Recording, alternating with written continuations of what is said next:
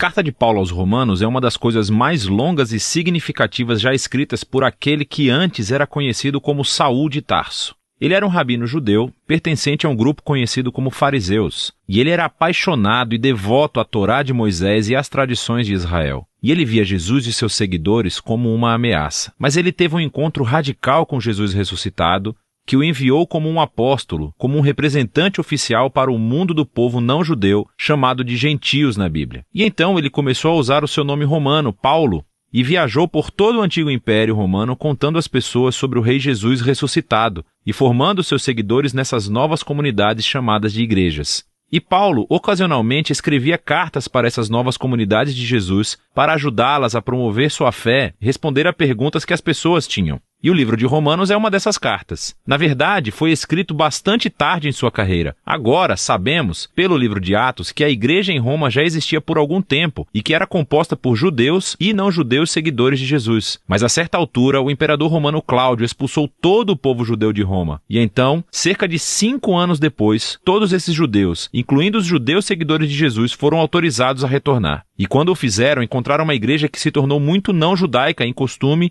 e prática. E isso criou muita tensão, de modo que, nos dias de Paulo, a igreja romana estava dividida. As pessoas discordavam sobre como deveriam seguir a Jesus. Elas estavam debatendo sobre se os cristãos não-judeus deveriam celebrar o sábado, comer kosher ou ser circuncidados. E assim, Paulo escreveu essa carta com alguns objetivos em mente. Ele queria que essa igreja dividida se unificasse e tinha um propósito prático para isso. Ele esperava que a igreja romana se tornasse uma base para que a sua missão fosse ainda mais para o oeste, até a Espanha. E assim, foram essas circunstâncias que motivaram Paulo a escrever sua mais completa explicação do Evangelho, a boa nova que ele estava anunciando sobre a vida, morte e ressurreição de Jesus. A carta foi criada para ter 4 movimentos principais, mas é unificada como uma longa e fluente exploração do Evangelho.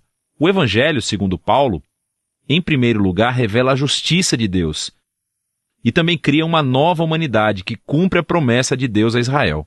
E é este evangelho que vai unificar a igreja.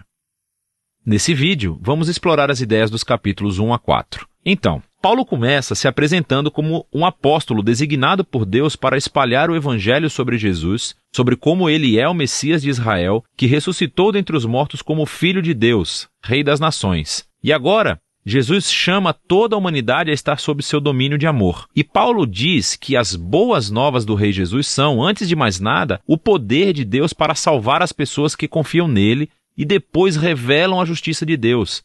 Ela descreve o caráter de Deus que sempre faz justiça, o que é certo e o que é bom, mas também que ele é fiel e justo para cumprir suas promessas. E Paulo está dizendo que a história de Jesus nos mostra como Deus fez essas duas coisas. Mas como? Bem, primeiro ele reconta de uma forma longa e criativa a história do Gênesis nos capítulos de 3 a 11. Ele mostra como todo o mundo gentil, todas as nações estão presas em um ciclo de pecado e egoísmo. O coração e a mente humana estão partidos, afirma Paulo. Nos afastamos de Deus para abraçar a idolatria, o que significa encontrar significância suprema em coisas criadas e dar maior fidelidade a essas coisas que não são Deus. Isso resulta em uma distorção da nossa humanidade e comportamento destrutivo. E então, o que resta é uma humanidade que vive uma vida de acusações diante de um Deus justo, o qual o povo de Israel pode dizer: bom, parece que Deus fez uma boa decisão quando escolheu o nosso povo dentre as nações. Ele nos salvou da escravidão no Egito. Ele nos deu as leis da Torá, como o sábado, comer kosher, a circuncisão, e todas essas coisas juntas nos mostram como viver como povo santo de Deus. Mas Paulo diz: calma aí, gente. Ele lembra a história da Torá e do resto do Antigo Testamento, que mostra que Israel era tão corrupto quanto o resto da humanidade. Israel é mais culpado do que os gentios, diz Paulo, porque eles têm a Torá. Eles deveriam saber. E assim, conclui Paulo, toda a humanidade, gentios, israelitas, estão desesperadamente presos e culpados diante de Deus. Mas essa não é a palavra final. As boas novas sobre Jesus são a resposta de Deus. Em vez de culpar a humanidade, Jesus veio como o Messias de Israel para morrer em nome de todas as pessoas como sacrifício pelos pecados.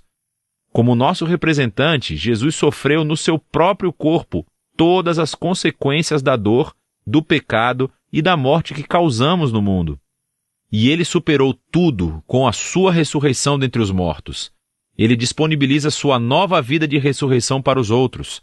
Jesus se tornou no que nós somos para que pudéssemos nos tornar em quem ele é. E tudo isso, diz Paulo, é como Deus justifica aqueles que confiam ou têm fé em Jesus. Agora, justificação é outro termo rico do Antigo Testamento para Paulo e está relacionada com a justiça de Deus. Literalmente significa se declarar justo. Por causa daquilo que Jesus fez em nosso lugar, recebemos um novo status diante de Deus. Em vez de nos considerar culpados, Deus declara que as pessoas estão em um relacionamento correto com Ele e estão perdoadas. A justificação resulta em uma nova família. A pessoa que confia em Jesus recebe um lugar entre o povo da aliança de Deus. A justificação também resulta em um novo futuro, que inicia uma jornada de transformação da vida pela graça de Deus. E assim, todas essas coisas sobre justificação são um presente de Deus para aqueles que, através da sua fé, estão em Cristo Jesus. E isso leva Paulo, no capítulo 4, a explorar as enormes implicações que tudo isso tem para quem pode fazer parte da família da aliança de Deus. Ele volta para a história de Abraão em Gênesis, capítulo 15. Antes de qualquer uma das leis da Torá ter sido dada a Israel, Abraão foi justificado, ou declarado justo, diante de Deus. Como? Bom, Deus prometeu que Abraão se tornaria pai de uma grande família multiétnica que receberia a bênção de Deus.